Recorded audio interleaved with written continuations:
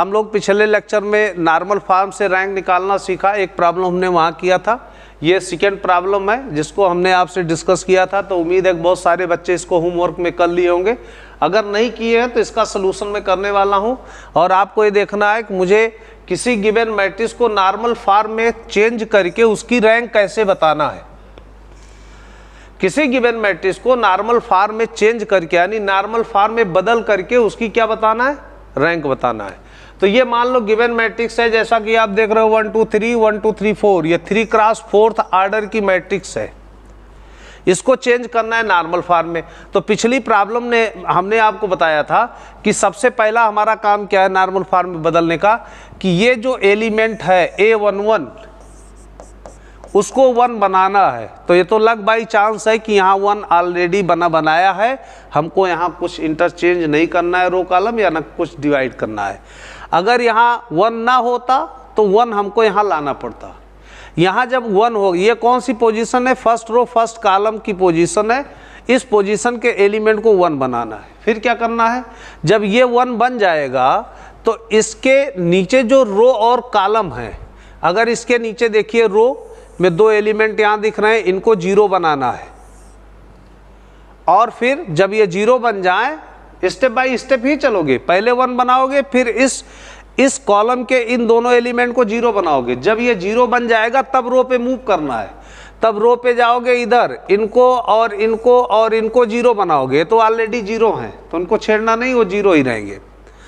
जब ये 0 बन जाएगा तो अगला स्टेप आपका क्या है कि डायगोनल पर मूव करोगे। डायगोनल एलिमेंट क्या होता है, मैंने आपको फर्स्ट लेक्चर में ही बताया था कि A11 डायगोनल एलिमेंट है, A22 भी डायगोनल एलिमेंट है। ये क्या कौन सी पोजीशन है, A22। इसको क्या करना है, इसको भी 1 बनाना है। कोई भी एलिमेंट्री रो या कॉलम ऑपरेशन लगाओ, 1 बनाओ। अगर ये 1 बन गया तो इसके जो कॉलम का एलिमेंट है ये, इसको 0 बनाओ। नीचे ऊपर तो 0 ऑलरेडी बना चुके हो, नीचे बचा है उसको 0 बनाना है। ये 0 बन जाए तो रो के एलिमेंट को 0 बनाओ, यानी इसको 0 बनाओ, फिर इसको 0 बनाओ। जब इतना काम हो गया तो फिर नेक्स्ट स्टेप पे मूव करोगे। नेक्स्ट स्टेप क्या है, डायगोनल के एलिमेंट को 1 बनाते जाना है। ये डायगोनल एलिमेंट, लीडिंग डायगोनल, तो ये कौन सा एलिमेंट होगा, A33, third row third column होगा। इसको भी 1 बनाना है किसी भी तरह। जब ये 1 हो जाएगा तो इसके नीचे कॉलम में तो कुछ है ही नहीं है, रो में केवल बचा है, इधर चले जाओ, इसको 0 बना दो। ये अपने आप चारों नॉर्मल फॉर्म में से किसी फॉर्म में ये चेंज हो जाएगा। तो अगर वर्किंग रूल आपको समझ में आ गया हो, मैंने आपको सिर्फ इतना बताया कि A11 को 0 बनाओ, फिर नीचे के एलिमेंट जो बचे हैं 0 करो, फिर रो के एलिमेंट को 0 करो, फिर आगे चलो A22 पे इसको 1 बनाओ, फिर इधर के एलिमेंट को 0 करो, फिर ये रो के एलिमेंट को 0 करो, फिर A33 पे आओ, यहाँ 1 बनाओ, नीचे कोई बचा है 0 करो, इधर कुछ बचा है तो 0 करो। ये सब क्या करना है, 1 1 1, A11 A22 A33 A44, ये सब 1 1 1 आ जाएगा। बाकी जो एलिमेंट हैं वो 0 बन जाएंगे।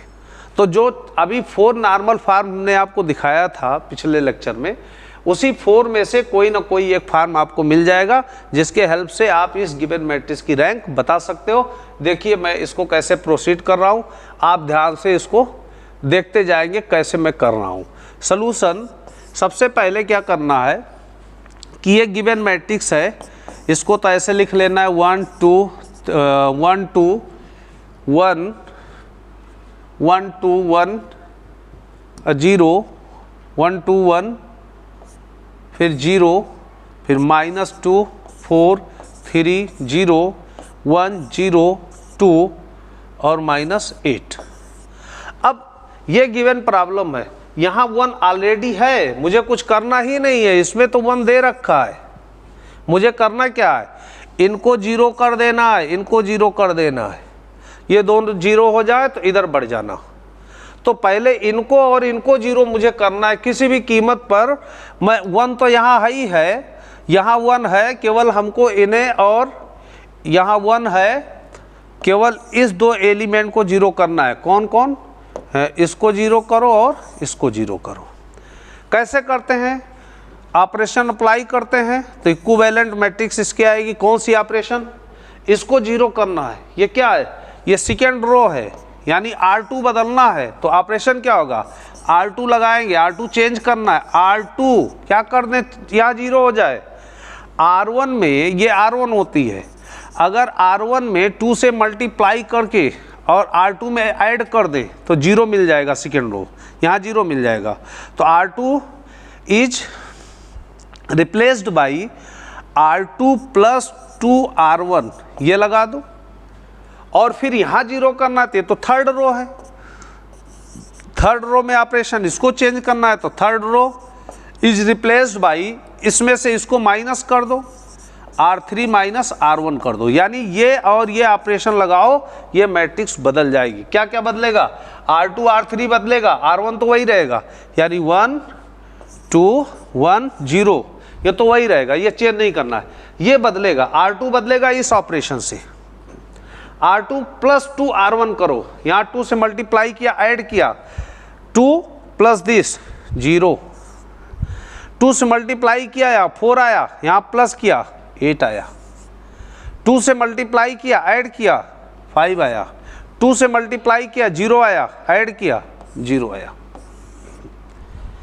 ये ऑपरेशन लगाओ थर्ड, थर्ड में से फर्स्ट को माइनस कर दो, थर्ड रो ये है, इसमें से फर्स्ट रो को माइनस करो, 1 minus 1 0, this minus this minus 2, this minus this 1, this minus this minus 8, ये चेंज होके आ गया। अब आप देख रहे हो कि मैं बार बार कह रहा हूं कि आपको क्या करना था, इसको 1 बनाना था, ये 1 रखा है, इनके नीचे 0 करना था, कर दिया। अब इनके रो में 0 करो, यानी इनको और इनको भी 0 में बदलो, तो ये और ये 0 कब होंगे, ये आपको ध्यान देना है कि ये दोनों लोग 0 कैसे होंगे। ये कॉलम, इस कॉलम को 0 करना है, इस और इस कॉलम को 0 करना है, तो देखिए मैं कैसे इसको 0 कर रहा हूँ। ये C2 है, ये सेकेंड कॉलम है और ये थर्ड कॉलम है, और ये यहाँ 0 तो ऑलरेडी है, इसको कुछ करना नहीं है। तो C2 को कैसे बदलेंगे, हम नेक्स्ट पेज पर चलते हैं। पहले तो ये मैट्रिक्स नोट कर लेते हैं कि नेक्स्ट पेज पे ये क्या है। 0 0 0 थी, यहाँ नोट कर लीजिए, 0 सॉरी यहाँ 1 था, यहाँ था 1 1 0 0 मिला था, फिर 2 8 माइनस 2 2 8 माइनस 2, फिर नेक्स्ट 1 5 1 1 5 1, नेक्स्ट है 0 0 माइनस 8 0 0 माइनस 8। हमने क्या कहा कि अब ये तो 0 हो गए, अब 2 और 1 को, इन दोनों को 0 कर दो, तो इन जो दोनों को 0 करेंगे तो नई इक्विवेलेंट मैट्रिक्स हमको मिल जाएगी इसके। ये सेकेंड कॉलम है, आप देख रहे हो सेकेंड कॉलम को मैं बदलने की बात कर रहा हूँ, इसको 0 की बात कर रहा हूँ, तो इसको 0 करने के लिए इसमें से इसको माइनस करें 2 से मल्टीप्लाई करके, यानी C1 को इस कॉलम को 2 से मल्टीप्लाई कर दे और इसमें से माइनस कर दे, यानी ये ऑपरेशन होगा C2 माइनस 2 C1 लगा दे, तो ये 0 हो जाएगा। इसको बदलना, ये थर्ड कॉलम है, इसमें से इसको फर्स्ट कॉलम को माइनस कर दे, थर्ड कॉलम बदल जाएगा, यानी C3 माइनस C1 कर दे।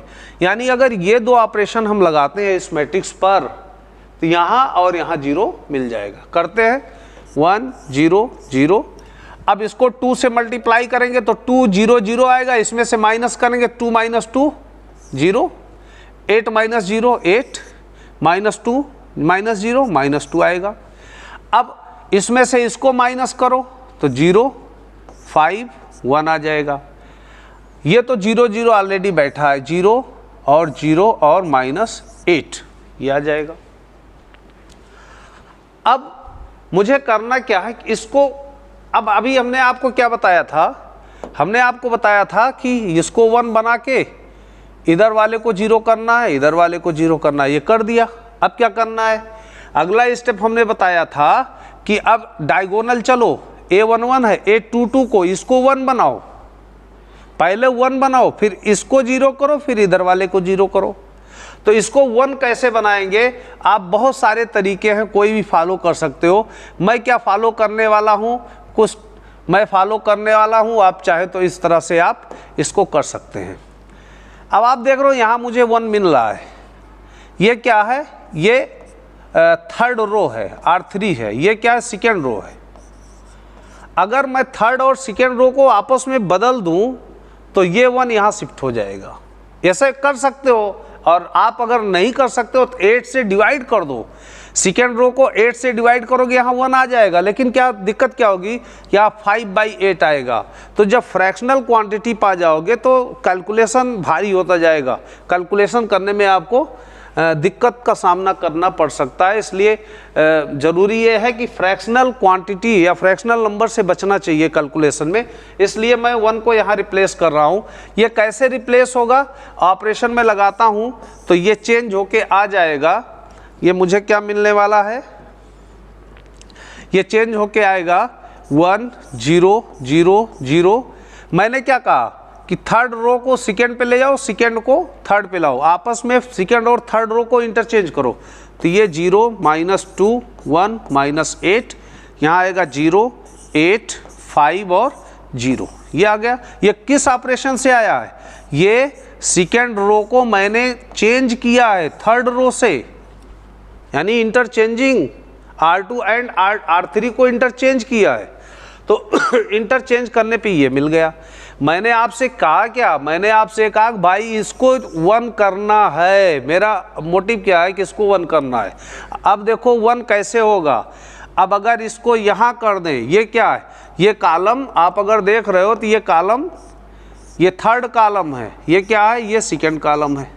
अगर कॉलम को सेकंड थर्ड को आपस में बदल दे तो यहाँ 1 मुझे मिल जाएगा, यानी यहाँ 1 आ जाएगा। तो आप नेक्स्ट ऑपरेशन लगाओगे, फिर क्या करना है, C2 को C3 की जगह लिखो, C3 को C2 की जगह लिखो। तो 1 0 0 और यहाँ C3 आएगा तो 0 1 और 5, और C2 यहाँ जाएगा तो 0 -2 और 8, और यहाँ ऑलरेडी 0 -8 और 0 है। अब देखो ये कब मिला, जब कॉलम को हमने इंटरचेंज किया, यानी C2 और C3 को आपस में हमने बदल लिया।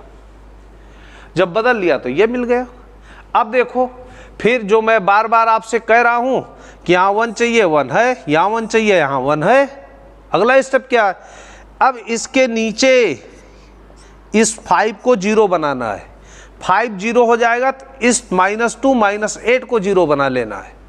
तो पहले हम देखते हैं कि हम 5 को 0 कैसे करेंगे। सबसे पहला काम हमारा क्या है, 5 को 0 करना। देखिए 5 को 0 कैसे करते हैं, यहाँ 5 को 0 करना है, यहाँ 0 चाहिए, तो जस्ट पीछे वाली जो रो है ये, इसको 5 से, अगर इसको तुम 5 से मल्टीप्लाई कर दो और थर्ड वाले में से माइनस कर दो तो हमको इसके इक्विवेलेंट नई मैट्रिक्स मिलेगी। पहली फर्स्ट वाली तो चेंज नहीं होगी, 1 0 0 और 0 आएगा। सेकेंड भी हमको नहीं बदलना है, 0 1 -2 -8। थर्ड बदलना है, थर्ड के लिए हमने कहा ऑपरेशन लगा दो, थर्ड रो को बदलना है। कैसे बदलना है, थर्ड रो में से 5 इंटू सेकेंड रो कर दो, सेकेंड रो को 5 से मल्टीप्लाई करो, थर्ड से माइनस कर दो, तो ये मिल जाएगा। इसको 5 से मल्टीप्लाई करो और इसमें माइनस करो, तो 5 से मल्टीप्लाई करें, 5 - 5 ये 0 मिल जाएगा। 5 से मल्टीप्लाई करेंगे तो 5 2 जा 10, यहाँ -10 आएगा, और 8 में से माइनस करेंगे तो 8 - 10 यानी माइनस माइनस प्लस आ जाएगा, 8 + 10 8 + 2 आएगा, नहीं 5 से मल्टीप्लाई करेंगे तो यहाँ -10 आएगा, 8 - -10 8 + 10 यानी 18 आएगा यहाँ। फिर यहाँ 5 से मल्टीप्लाई करोगे तो 40 आएगा, 0 - -40 यानी +40 आ जाएगा। कैलकुलेशन ध्यान दे के करना है। अब देखो यहाँ 0 मुझे मिल गया। अब क्या करना है, 1 के सामने मैंने आपको बताया था कि अब क्या करना है, मुझे इधर ये तो 0 मिल गया, अब इधर इसको 0 करो, इसको 0 करो, यानी ये और ये 0 करना है। तो इसको 0 करने के लिए अब कॉलम में ऑपरेशन करना पड़ेगा। ये 0 करना है तो कॉलम, ये 0 करना है तो कॉलम में ऑपरेशन करेंगे। कॉलम में ऑपरेशन कैसे करेंगे उसको देखेंगे, कैसे हमें इसको करना है। यानी इस -2 को इसको 0 करना है, इसको 0 करना है। तो रिड्यूस मैट्रिक्स आएगी जब कॉलम कौन सा, ये थर्ड कॉलम है, यानी थर्ड कॉलम को बदलना है किसके थ्रू, थर्ड कॉलम माइनस करो। इसमें से क्या माइनस करें, अगर इसको 2 से, सेकेंड कॉलम को 2 से मल्टीप्लाई करके ऐड कर दे तो ये थर्ड कॉलम 0 हो जाएगा। इसको 2 से मल्टीप्लाई करो और इसमें ऐड करो तो 0 0 + 0 0 आ जाएगा। तो यहाँ तो पहले जो नहीं बदल रहा है उसको लिख लेंगे 1 0 0 और 0 1 0। इसको बदलना नहीं, मुझे यहाँ इसको बदलना है, इसको बदलना है, थर्ड और फोर्थ कॉलम बदलना है।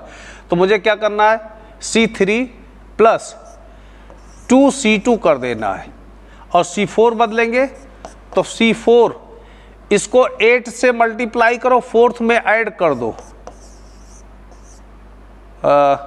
फोर्थ में C2 को ऐड कर दो तो मुझे यहाँ और यहाँ 0 मिल जाएंगे। ये ऑपरेशन आप प्रोसीड करिए। तो दिस, इसको हमने 2 से मल्टीप्लाई किया तो 0 + दिस 0 आएगा, 2 से मल्टीप्लाई किया ऐड किया तो यहाँ 0 आ गया, 2 से मल्टीप्लाई किया 0 आया, ऐड किया 18 आ गया। अब यहाँ पर आओ, इसको 8 से मल्टीप्लाई करो फिर इसमें ऐड करो तो यहाँ 0 आएगा, 8 ± 0 बनाएगा, यहाँ 8 0 आएगा, यहाँ 40 बचेगा, ये आ गया। फिर वही नेक्स्ट स्टेप आपको फॉलो करना है। मैं बार बार आपको हिंट कर रहा हूँ कि आप आगे कैसे मूव करना है, बस आपको यही ध्यान देना है। यहाँ 1 बन गया था, यहाँ 1 बन गया था, डायगोनल एलिमेंट ये 1 बनाओ। ये कौन सी पोजीशन है, A33, ये क्या था A22, ये क्या था A11,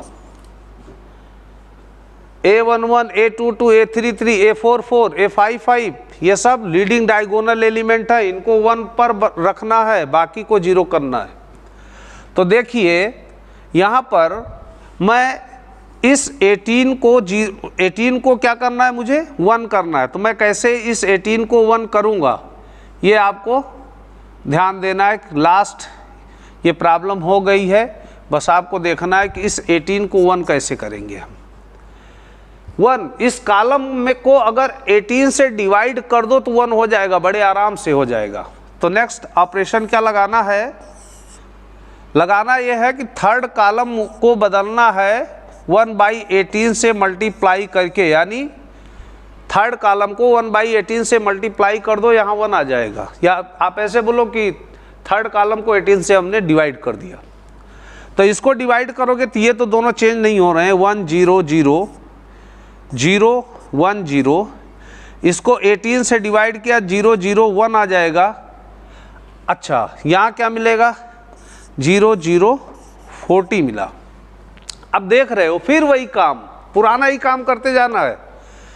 क्या करना है कि ये भी 1 बना, ये भी 1 बना, रो कॉलम एलिमेंट 0 हो रहे हैं, ये 1 बना, इधर 0 इधर 0। अब ये 1 बना तो इधर भी तो 0, इसको भी तो 0 होना चाहिए, तो इसको 0 करना है। ये 40 कैसे 0 होगा, नेक्स्ट ऑपरेशन देखेंगे। नेक्स्ट मैट्रिक्स रिड्यूस कैसे होती है, इसको 0 करना है तो इस कॉलम को 40 से, ये कौन सा कॉलम है, ये कॉलम थर्ड है, इसको 40 से मल्टीप्लाई करो और फोर्थ वाले से माइनस करो। यानी हमको बदलना है C4 को, कैसे बदलेगा, C4 - 40 × C3, ये कर दो तो ये बदलेगा। यहाँ आएगा 1 0 0, यहाँ आएगा 0 1 0, यहाँ आएगा 0 0 1।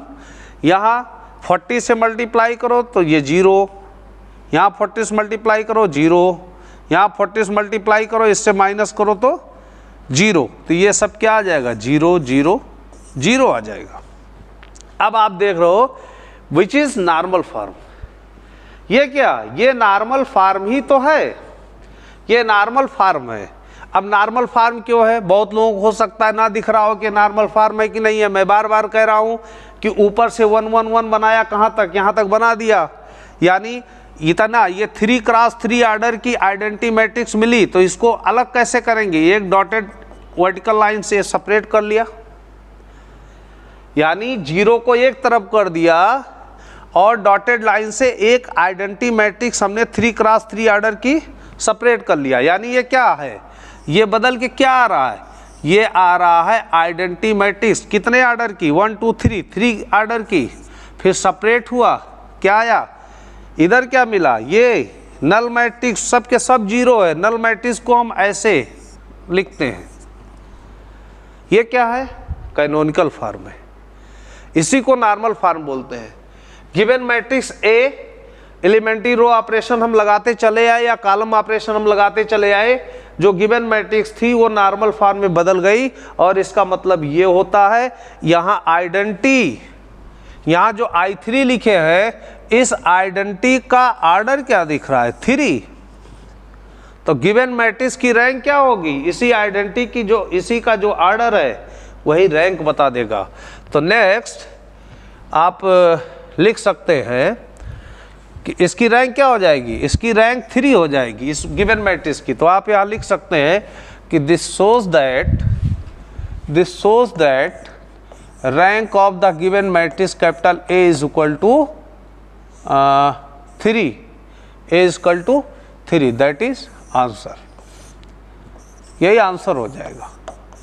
इसकी रैंक 3 क्यों हो गई, क्योंकि जो आइडेंटिटी मैट्रिक्स है, यहाँ जो नॉर्मल फॉर्म में जो आइडेंटिटी मैट्रिक्स है उसका ऑर्डर कितना मिला है, 3 मिला है। तो अगर इसका ऑर्डर 3 आइडेंटिटी मैट्रिक्स का, तो गिवन मैट्रिक्स की रैंक क्या हो जाएगी, 3 हो जाएगी, दैट इज आंसर।